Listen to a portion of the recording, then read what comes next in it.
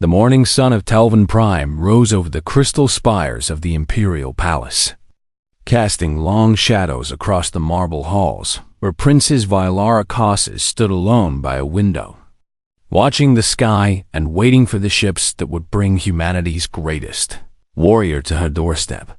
3 months had passed since the end of the war. 3 months since the Vakari horde had been broken and pushed back into the dark reaches of space. 3 months since the galaxy had learned to fear a single name. The Grey Wolf Vylara turned from the window and walked slowly through the empty corridor, her ceremonial robes trailing behind her like a river of silver and blue. The colors of the Telvanni royal house that had ruled this empire for 10,000 years. Today she would meet him. This human legend who had saved her people from extinction. "Your Highness," a voice called from behind her. And she turned to see Lord Consul Rethan approaching with his usual expression of barely concealed disapproval. "The human delegation will arrive within the hour, and the Council wishes to review the ceremony protocols with you one final time. I have reviewed them 7 times already." "Lord Consul," Vylara replied, keeping her voice steady and calm despite the storm of emotions churning inside her chest. "I believe I understand how to present a medal to a war hero." Rethan's pale violet eyes narrowed slightly, and his long fingers clasped together in front of his robes as he spoke again. "This is no ordinary hero, Your Highness, and these are no ordinary circumstances. We are honoring aliens, outsiders who came to our space uninvited and inserted themselves into our conflict." "Uninvited?"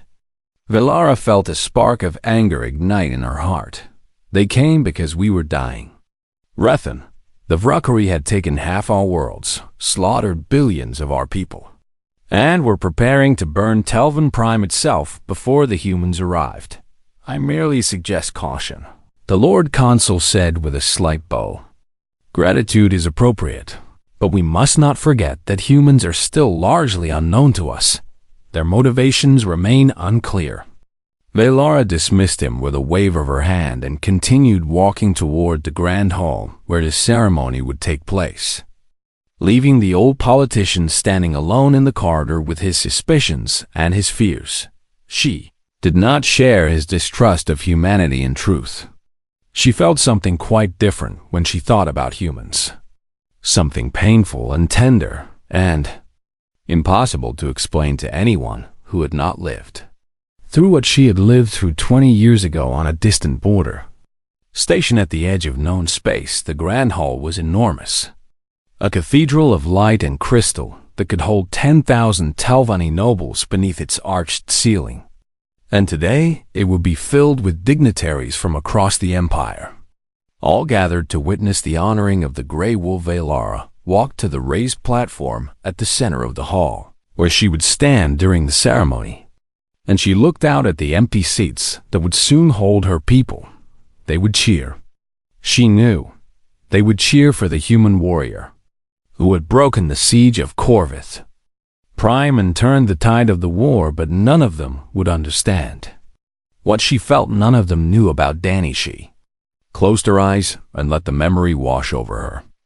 The memory she had carried in her heart for 2 decades, like a wound that refused to heal. A human boy with messy brown hair and a crooked smile.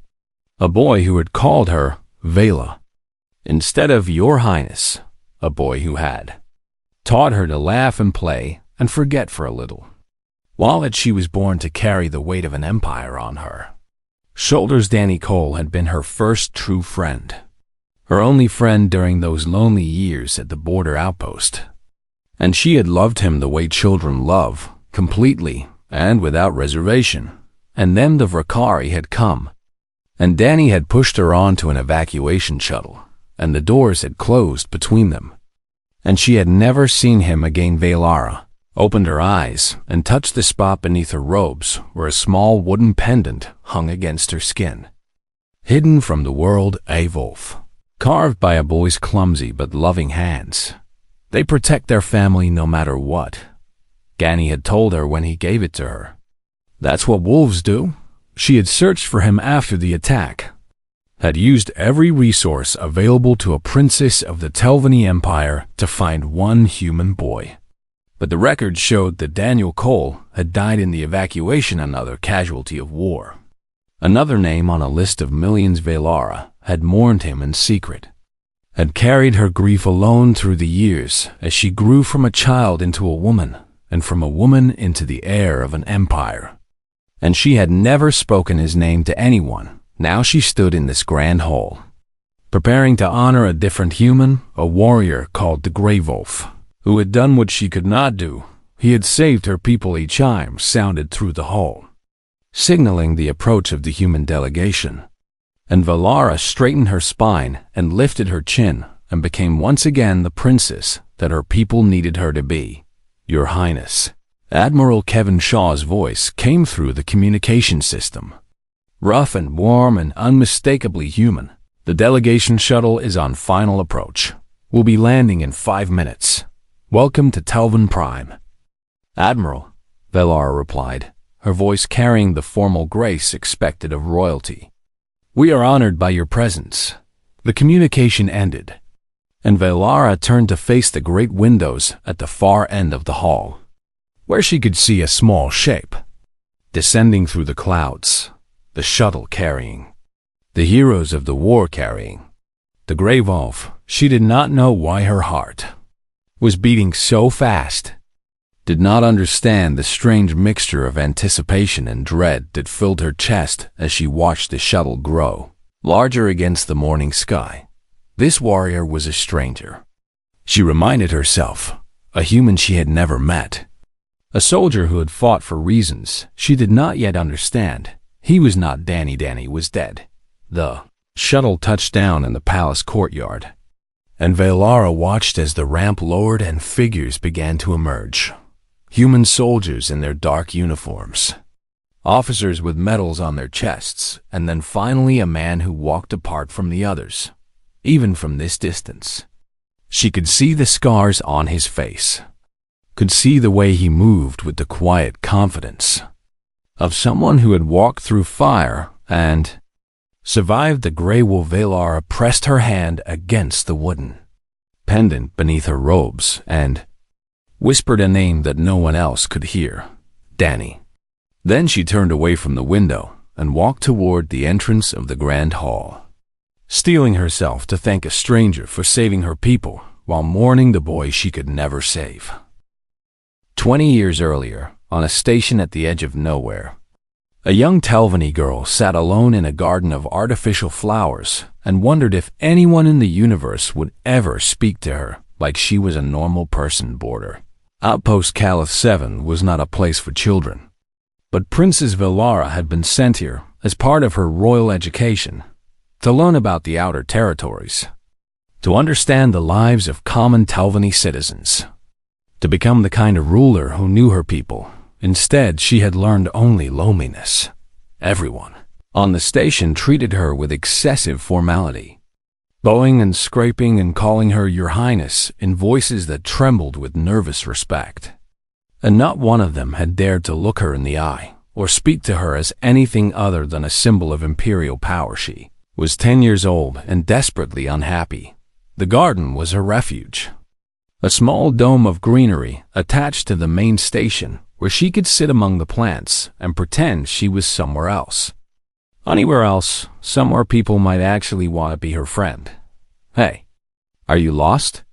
Valara looked up sharply at the voice, her silver eyes widening in surprise at the sight of a human boy standing at the entrance to the garden with a curious expression on his face. He was perhaps 12 years old, with messy brown hair that stuck up in several directions and a crooked smile that seemed to suggest he found everything in the universe slightly amusing. I am not lost, Valara replied stiffly. I am exactly where I intend to be. Okay, but you look kind of sad, the boy said, walking toward her without any of the hesitation or fear that the Telvanni showed. I'm Danny, by the way. My dad works in the engineering section. What's your name?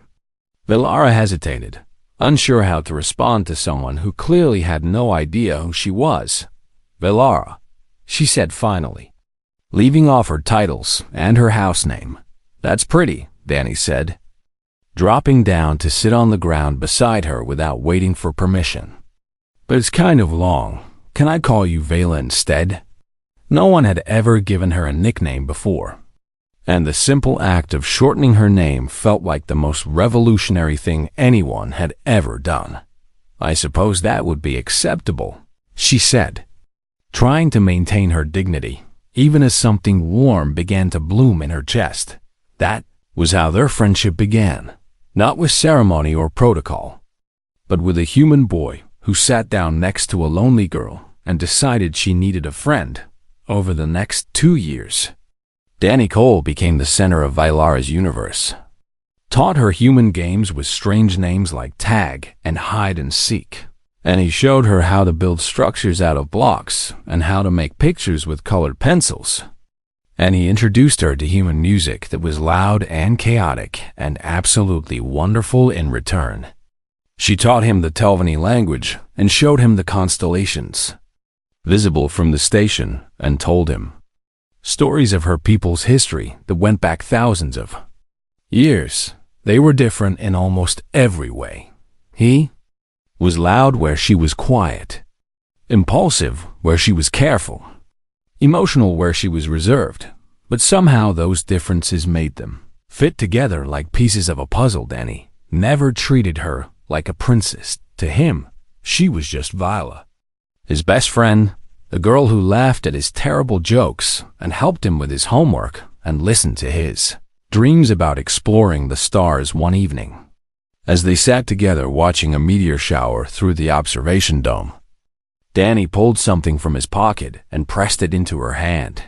"I made this for you," he said, his cheeks flushing pink with embarrassment. "It's not very good, but I wanted you to have it."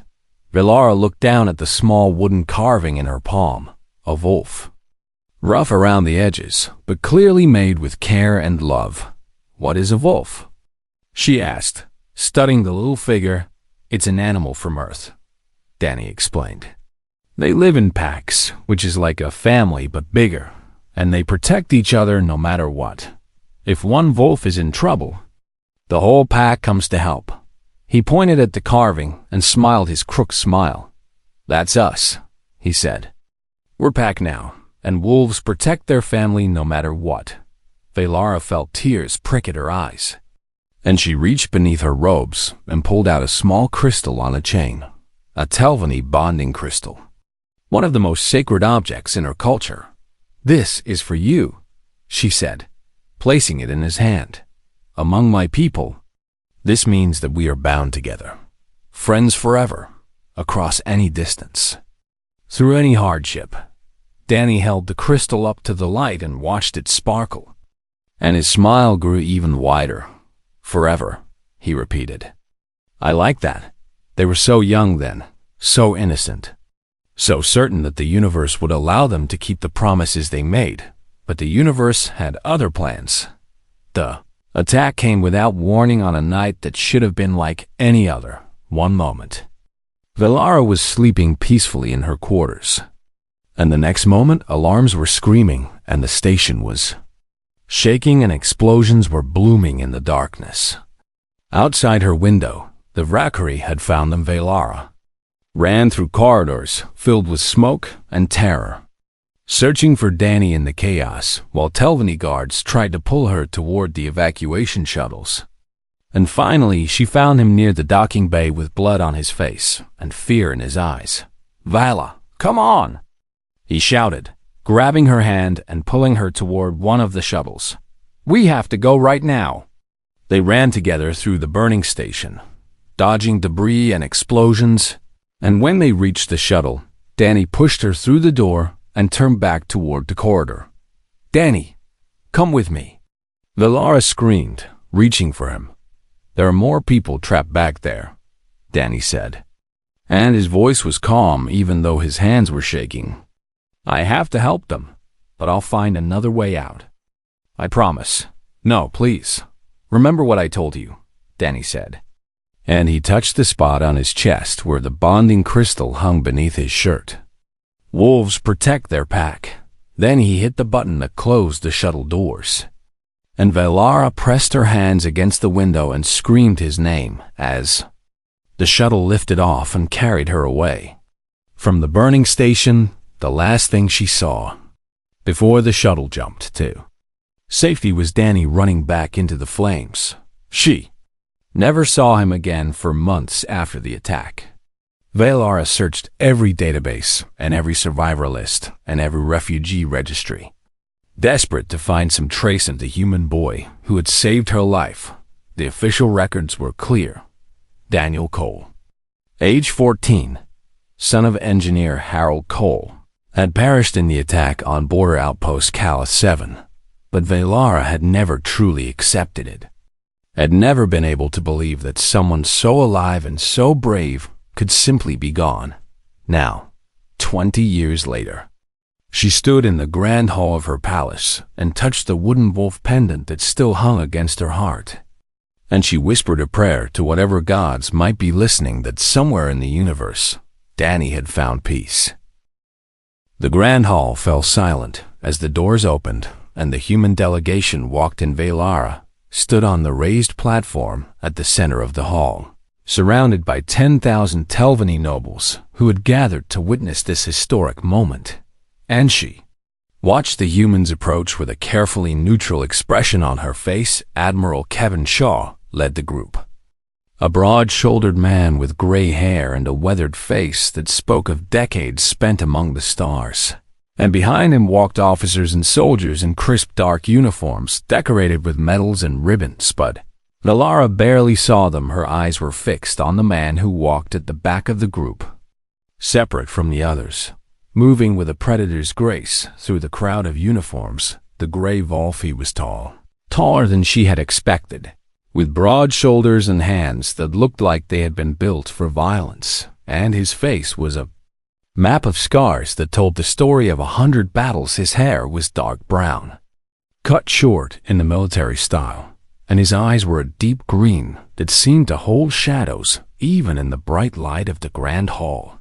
There was something cold about him, something distant and unreachable, like a man who had seen too much of death to ever fully return to the world of the living. This is the hero who saved my people, Valara thought as she watched him walk toward the platform.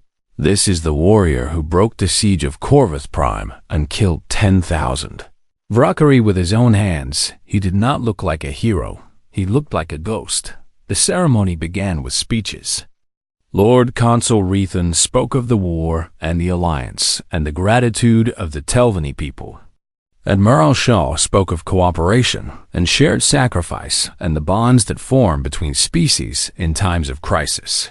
And Valara herself delivered the formal words of welcome that had been written for her by palace scribes.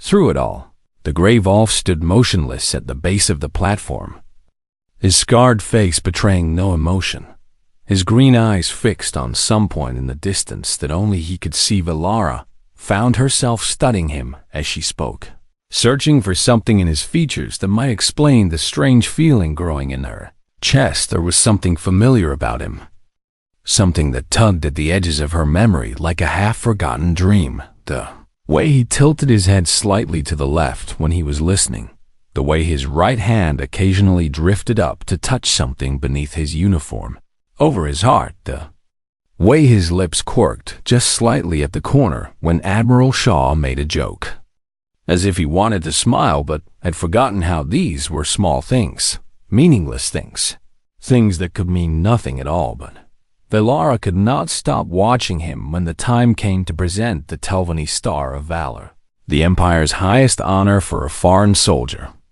Valara descended from the platform and walked toward the gray wolf with the medal in her hands up close. He was even more imposing. He towered over her by nearly a head, and the scars on his face were deeper and more numerous than they had seemed from a distance. But his eyes, those deep green eyes, were not cold at all. They were sad.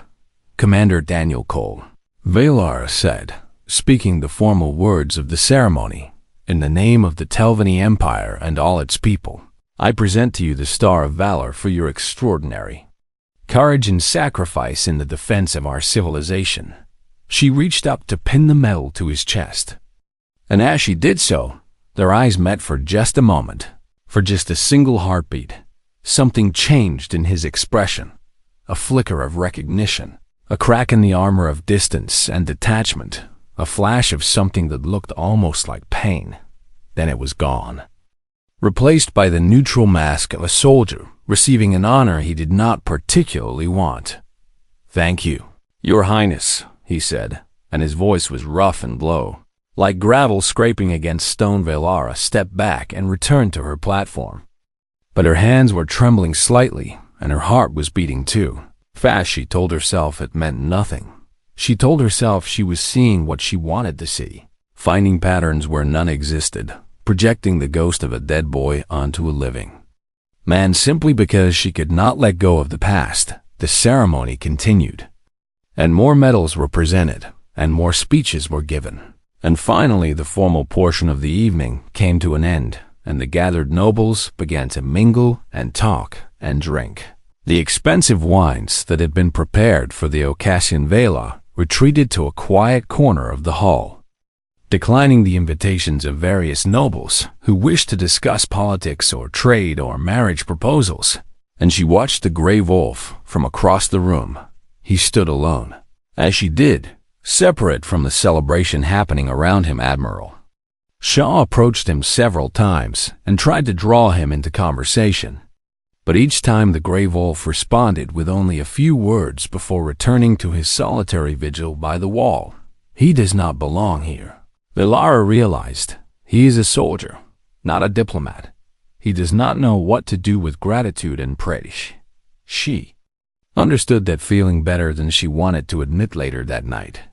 After the guests had departed and the grand hall had been emptied and cleaned, Velara sat alone in her private study and pulled up the military database on her console.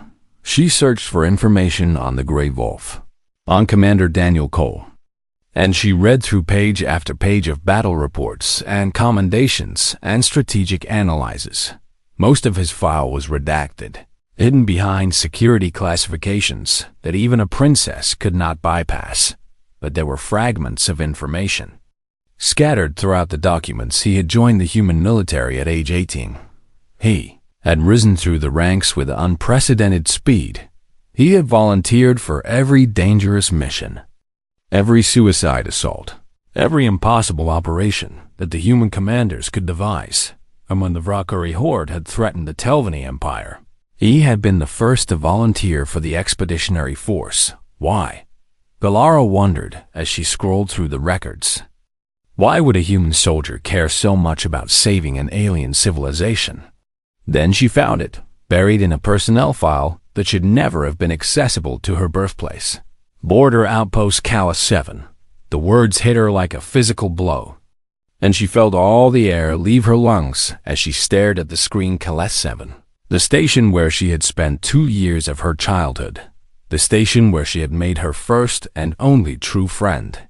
The station where Danny Cole had pushed her onto an evacuation shuttle and run back into the flames to save others. She read the birthplace again, and again, and again, as if the words might change if she looked at them long enough, but they remained the same.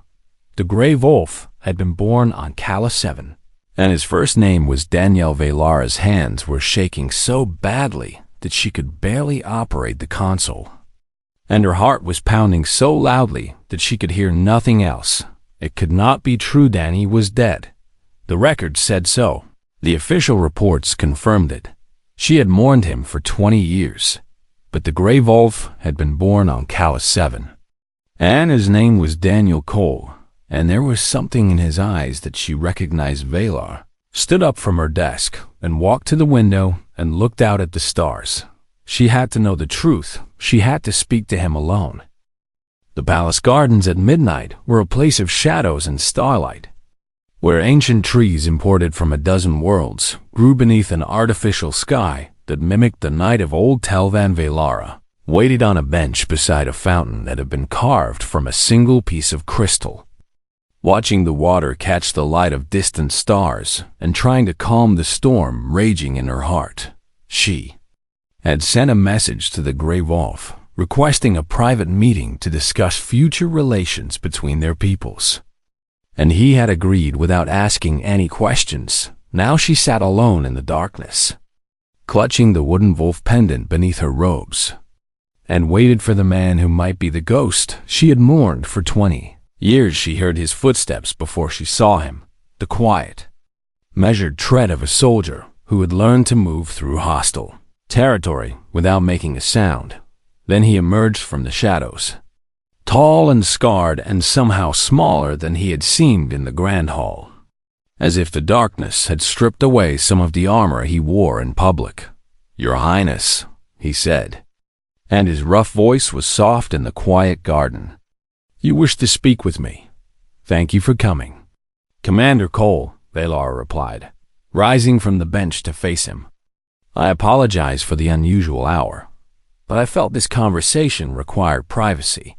He nodded and waited, his green eyes watching her with an expression she could not read. Valara had planned this conversation carefully, had rehearsed the questions she would ask, and the way she would probe for truth without revealing too much of herself. But standing before him now, all her careful plans fell away like leaves in a storm. "Tell me about yourself," she said, abandoning protocol and diplomacy. "Tell me where you came from, how you became the Grey Wolf, why you chose to fight for an alien empire." Daniel Cole was silent for a long moment, and something shifted in his expression, a tightening around the eyes, a tension in the jaw. "Those are unusual questions for a diplomatic meeting." "Your Highness, please," Valar said, and she heard the desperation in her own voice. "I need to know." He studied her face in the starlight, and whatever he saw there seemed to make a decision for him. "I was born on a station at the edge of Telvanni space," he said slowly. "My father was an engineer who maintained the environmental systems. We lived there until I was 14. And then the Rakari came and everything I knew was destroyed." Valara felt her heart stop beating. "What happened to you after the attack?" She whispered. "I survived," Daniel said, and his voice was flat, emotionless. "A human patrol ship found me drifting in an escape pod 3 days later. I was the only one on board, and I was barely alive. The record said you died." His eyes sharpened, and for the first time since she had met him, she saw something other than distance in his gaze. "How do you know what the record said?" Valara could not speak, could not find the words to explain the impossible thing that was happening between them. Instead, she reached beneath her robes and pulled out the wooden wolf pendant and held it up in the starlight. Daniel Cole went completely still, his face drained of color, and his hand moved slowly, unconsciously, to his chest, to the spot over his heart where something hung beneath his uniform. "Where did you get that?" he asked, and his rough voice cracked on the words. "A boy gave it to me," Valar said, and tears were streaming down her face now. "A human boy with messy hair and a crooked smile. He told me that wolves protect their pack. And then he pushed me onto an evacuation shuttle and ran back into the fire to save others." Daniel's hand was shaking as he reached beneath his uniform and pulled out a small crystal on a chain, a Telvanni bonding crystal, worn smooth from 20 years of being held and touched and cherished. "Vela?" he whispered, using the name that only one person had ever called her. The word broke something inside her, shattered the wall she had built around her grief, and she felt her legs give way beneath her. Daniel caught her before she could fall, his strong arms wrapping around her and holding her upright. And for the first time in 20 years, Valara wept without shame or restraint. "I thought you were dead," she sobbed against his chest. "I searched for you, I looked everywhere. I never stopped hoping, but all the records said you died. I thought you forgot me," Daniel said, and his voice was thick with emotion. "I thought you went back to your palace and your royal life, and never thought about the human boy from the border station again." They held each other in the starlight, two lost children who had found their way back to each other across decades of pain and war. And Loneliness when Valara finally pulled back to look at his face. She saw that the coldness was gone from his eyes, replaced by something warm and vulnerable and achingly familiar. "Why did you come here?" she asked. "Why did you volunteer to fight for the Telvanni Empire when you could have stayed safe in human space?" Daniel reached up and touched her face with a gentleness that seemed impossible from hands that had killed so many, "because I made a promise," he said. "I promised to protect my pack, and when I heard the Vakari were threatening your people, I knew I had to come. You fought a war for me. I would have fought 1,000 wars for you. Vela, I spent 20 years becoming the Grey Wolf because I needed to be strong enough to find you again. To protect you the way I could not protect you when we were children." Valara pressed her hand against his chest, over the spot where the bonding crystal hung, and felt his heart beating strong and steady beneath her palm. "You never stopped wearing it." "Never," he confirmed. "It was all I had left of you when things were at their worst.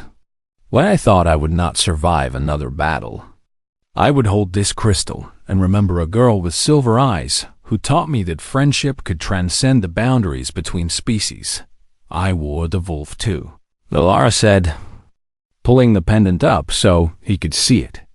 "Every day for 20 years, it was my secret, my private grief, my connection to the only person who ever saw me as something other than a princess." Daniel laughed, and the sound was rusty and unused but achingly familiar. The same laugh she remembered from a boy who had found everything in the universe slightly amusing. "Look at us," he said, shaking his head in wonder. Two broken people carrying pieces of each other for 20 years without knowing the other was still alive. "We are not broken," Valara replied. "We are pack, and now we have found each other again." She reached up and touched the scars on his face, tracing the lines of pain that mapped his journey from a frightened boy to the most feared warrior in the galaxy. "Does it hurt?" she asked softly. "Not anymore," Daniel said, and he caught her hand and pressed it against his cheek. "Not now that I am home." They stood together in the garden until the stars began to fade, and the first light of dawn crept over the crystal spires of the palace. Speaking of all the years they had lost, and all the things they had survived, and all the ways they had carried each other through the darkness without ever knowing it, and when the sun finally rose over Telvan Prime, the princess and the wolf were still standing together, holding the pieces of their shared past and wondering what the future might bring. The High Council of the Telvanni Empire assembled in the Chamber of Stars, a vast circular room where the most important decisions in the history of their civilization had been made for 10,000 years. Valara stood at the center of the chamber, facing the 12 lords and ladies who represented the great houses of the empire, and she felt the weight of their eyes upon her like a physical pressure. Lord Consul Rethan sat in the position of honor, his pale violet eyes sharp with suspicion, his thin fingers steepled beneath his chin as he watched her with the expression of a predator waiting for its prey to make a mistake. "Your Highness," he said, his voice carrying through the silent chamber, "you have called this extraordinary session to discuss the matter of the human alliance. We are eager to hear your thoughts." "Thank you, Lord Consul," Valara replied, and her voice was steady despite the storm of emotions churning beneath her calm exterior. "I have called you here because I believe we stand at a crossroads in our history, and the path we choose will determine the fate of our empire for generations to come." She paused and looked around the chamber, meeting the eyes of each counselor in turn. 3 months ago, we were a dying civilization. The Vakari horde had conquered half our worlds, slaughtered billions of our people, and were preparing to burn Telvan Prime itself. Our fleets were broken, our armies exhausted, our hope nearly extinguished. And then the humans came, said Lady Vethra of House Corrin, an elderly woman with silver hair and sharp eyes. "Uninvited and unexpected." "Yes," Valara agreed. "They came uninvited, but they came because they saw a civilization in need and chose to help. They asked for nothing in return, demanded no payment, required no treaties or agreements. They simply came and fought and bled and died beside our soldiers because it was the right thing to do. Lord Consul Rethan leaned forward in his seat. Noble sentiment, Your Highness, but surely you understand the political realities. The humans are powerful, perhaps more powerful than we realized, and their motivations remain unclear. Some on this council believe we should thank them graciously and then encourage them to return to their own space before they decide they like ours better. Murmurs of agreement rippled through the chamber, and Valora felt a flash of anger that she quickly suppressed. I understand the concerns, she said. I understand the fear of the unknown, the instinct to retreat behind our borders and pretend that the galaxy beyond does not exist. But I ask you to consider another possibility. She stepped forward and raised her voice so that it rang through the chamber, like a bell. Consider the possibility that the humans came here not because they wanted something from us, but because one of them remembered a promise he made 20 years ago. The chamber fell silent, and every eye was fixed upon her. I have told no one this story before, Valora continued, because it was private, because it was painful, because I believed the person at the heart of it had died long ago. But now I understand that some truths are too important to keep hidden. She told him everything she told him about the border outpost, about the lonely princess who had been sent to learn about her people, about the human boy who had treated her like a friend. Instead of a symbol, she told them about the wooden wolf and the bonding crystal, about the promises they had made to each other, about the night the Vrukari had come and Danny had pushed her onto a shuttle and run back into the flames. She told them about the Grey Wolf, about the warrior who had risen from the ashes of that border station and become the most feared soldier in the galaxy, about the man who had volunteered to fight for an alien empire because he had never forgotten the girl he had sworn to protect when she finished. The chamber was absolutely silent. Even Lord Consul Rethan seemed stunned, his sharp eyes wide with something that might have been wonder or might have been disbelief. The Grey Wolf, Lady Vethra said slowly. The hero of Corvus Prime, the man who saved our civilization. He is the boy you knew as a child? He is, Valora confirmed. And he came here not because humanity wanted to conquer us or exploit us or use us for their own purposes.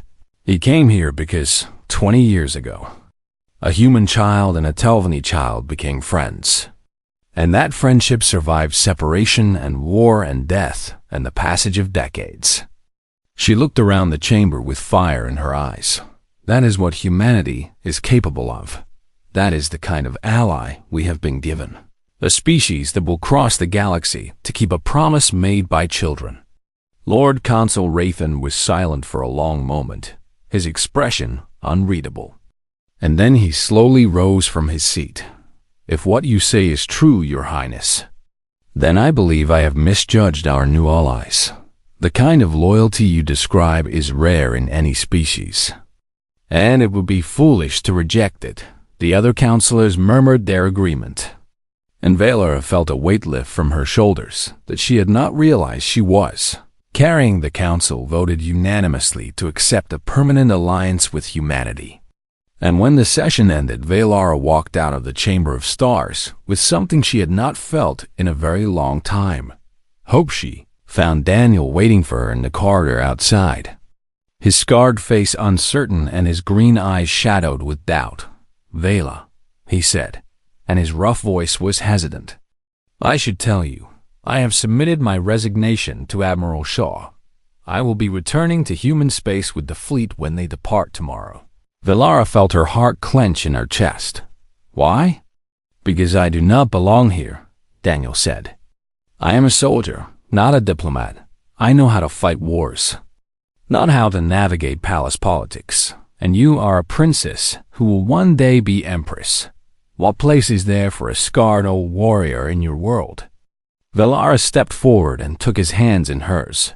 You are not just a warrior, she said fiercely. You are my pack. You are the boy who taught me to laugh and play and forget my loneliness. You are the man who crossed the galaxy to keep a promise you made when you were 12 years old." She reached up and took the bonding crystal from around his neck, and then she placed it back around his neck with both hands, completing the ritual that had been interrupted 20 years ago. "Among my people, this is how the bonding is sealed.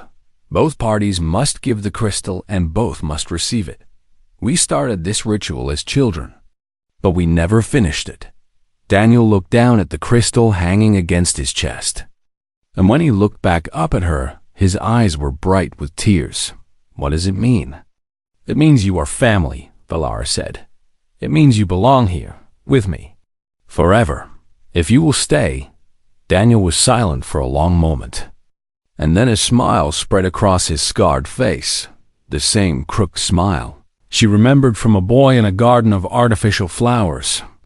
20 years and 1,000 battles ago. "Wolves protect their pack," he said softly. "Yes," Valara agreed. "They do." That evening, as the sun set over the crystal spires of Telvan Prime, a princess and a warrior stood together on a palace balcony and watched the stars come out one by one. They did not speak of the past or the future, of politics or war, of the weight of crowns or the burden of scars. They simply stood together, shoulder to shoulder, pack beside pack, and watched the universe unfold before them. And somewhere in the distance, a wolf howled at the rising moons, singing a song of loyalty and love and the unbreakable bonds that connect us across time and space and the vast emptiness between the stars. The princess smiled and leaned her head against the warrior's shoulder, and the warrior wrapped his arm around her and held her close. And for the first time in 20 years, both of them felt something they had almost forgotten: home.